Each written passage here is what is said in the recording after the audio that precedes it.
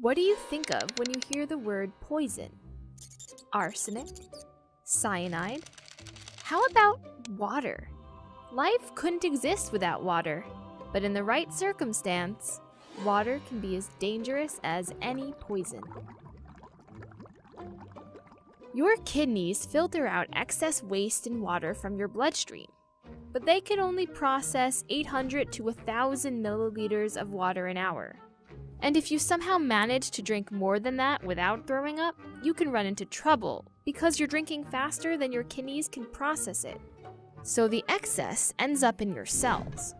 Normally, your cells are surrounded by a carefully balanced solution of sodium and water, which flows in and out through tiny holes in the cellular membrane, so it keeps the sodium concentration both in and out of the cell balanced. But when you drink too much water, the sodium solution gets diluted. It's not salty enough. So some of that excess water rushes into the cell to restore balance, and that causes it to swell up. Doctors call this water intoxication, and it's a big problem. Now, most of your cells can handle the swelling to a degree, since soft, flexible tissue like fat and muscle can stretch. But for the cells in your brain, it's another story, because your skull isn't stretchy. It's bone. It's hard, like a rock.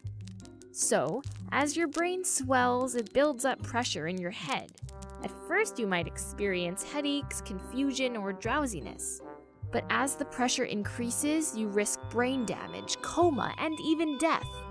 And it could all be over in less than 10 hours.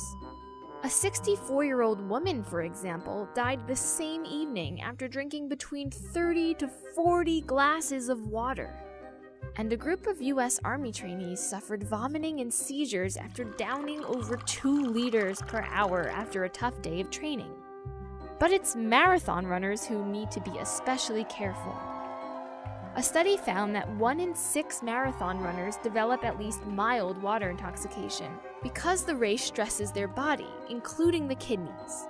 So they don't excrete water as efficiently, which can cause water to back up into the blood more easily. And the problem isn't unique to water. For example, the same thing can happen if you down too much beer at once. That's called potomania. The good news is, severe water intoxication is rare and is more likely to happen in people who have kidney issues, since they can't process water properly to begin with. Plus, there is an easy way to stay safe.